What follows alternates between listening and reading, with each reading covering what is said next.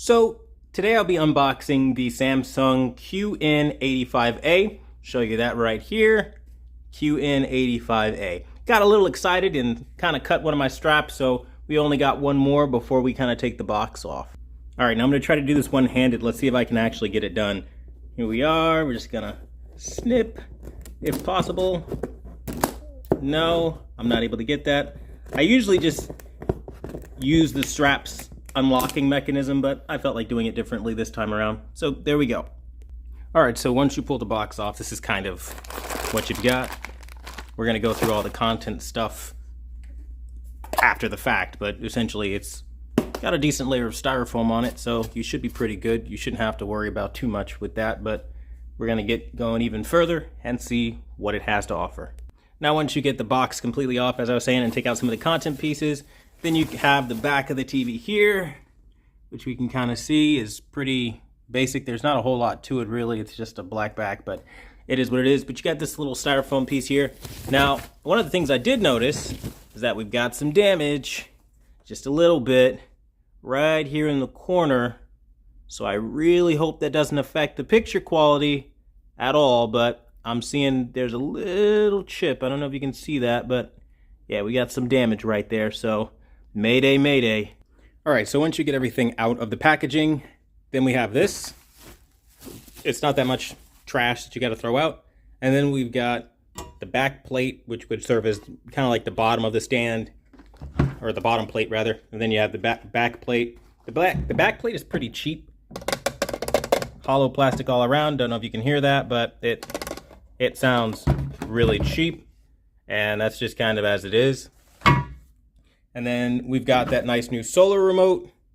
Yes, I know, cut your nails. I'm gonna see that in the comment section. But guys, I really work a job where I don't have to break a bunch of nails, and so I don't maintain it a lot. So try not to be too picky in the comment section. We ain't fucking okay. So I have to put that out there because there are some people out there that really be like we dating or some shit. So just chill out. Now, that being said, you can see the back of it, and you guys can see all this other stuff. And then look at that. You can see the cool little USB-C. So we'll see how it does, but essentially it's made of plastic, not metal. Feels kind of cheap in the hand, not gonna lie. It's a take on the metal remote, but just plastic, and I don't know. We'll see how it does, but so far, not really all that impressed with it. And then of course you have a detachable power cable, which will come in handy because nobody likes that built-in garbage. Now, the screws attached to the stand, they come in bags that are going to be attached to the back of your stand. Very easy to find. Now, to put the stand together, it's stupid easy. So essentially, this bottom piece, you're just literally going to line it up with this down here. And you're just going to attach it on, slide it on like that. It literally just slides on and off like so. So line it up, slide it on. It's really easy. Then what I would do, I would lean it forward, grab your screws at the bottom here, right? And then you find your screw holes right there. And then you just put your screws in. Well, not like that, but you put your screws in and then you line it up and then you just screw it in from there. So that's pretty much how I would go about doing it. Make it really simple for everybody. Now I'm about to save you a lot of time and frustration, okay? So this thing, as I told you, you have to slide it on, okay?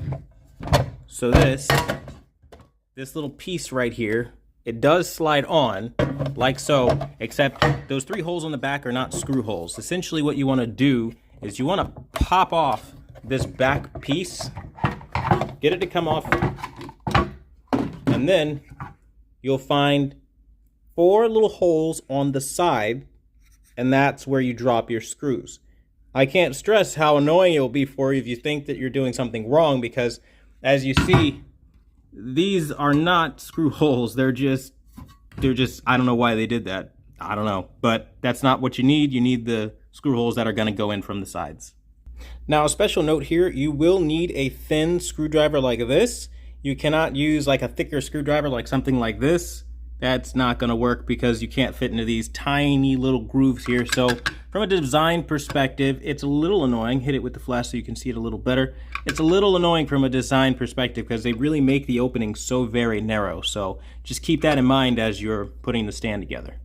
Now we take our back piece and we slide that back on. It locks in like so. And now with the TV face down on its back like this, we're just gonna take the stand and we're just gonna slide it into these little grooves right here, line it up like that, and we're just gonna put it in there, and you're gonna see that lines up with the holes, and that's where we drop our screws on all four sides. And once you drop all four screws, it literally looks like that. Very simple, pretty much all put together. Now as we look, very cheap the way they made the back of this TV. Very hollow, very ridiculously cheap plastic, very flimsy. This is $500 build quality. This is not, you know, the $1,500, $1,600, $1,700 price tag after taxes that they're charging for this. That the build quality is shit, okay? Like really shit. I mean, listen to this stand, okay? The plastic on this stand, that's not nice. The backing here, cheap. That sounds even more hollow. And this, I mean, the texture, it feels really cheap. So in the hand, you feel like you have a $500 TV, and I can almost guarantee you the same $300 TVs even that you'll find at Walmart will have an exactly similar build quality and construction materials. So they're really shorting and cutting corners here. And I was kind of worried that the box, without any box art, would be an indication as to what we would see. And so far, it is exactly that. Now you can kind of barely make it out, but you can see you have HDMI 2.1 right there, the one port I'd imagine, and all the other ports and the E-Link, or rather the EX-Link, and the antenna. So all this stuff you guys can see right here, and that's pretty generic, not a whole lot there. Now the final step is we take our detachable power cable and we literally just plug it in. A little tight of a fit here, so if you have bigger fingers this will be a bit of a pinch, but that's about it right there. All right. Now just a slight oversight on my part, this is not actually damaged. I had to peel this up. This is actually just the tab for the whatever it is, the plastic that I got to peel off, but essentially that's all it was, but it would look like a chipped frame, so sorry if I confused you guys there, but we're good to go there. Okay, now we're finally going to turn on the television, and I see a lot of clouding, like a lot. I don't know if you guys, you probably couldn't even see that on your end, but there is no issue as far as the, what the hell is this thing saying to me? Two simple options. How would you like to get started? Choose one. The remote, I'm traditional that kind of way, I guess. Right? And I just want to go to retail mode so I can see all the cool stuff. Right? And then home or retail mode. I can always go back at any time. This will not affect any of the results, by the way, of the review process, so don't freak out. I'm just going to do retail mode so we can check out that demo. And bam! This thing is bright. That's my first reaction so far. It's really bright. Colors are really pretty too. All right. And here we go with the demo.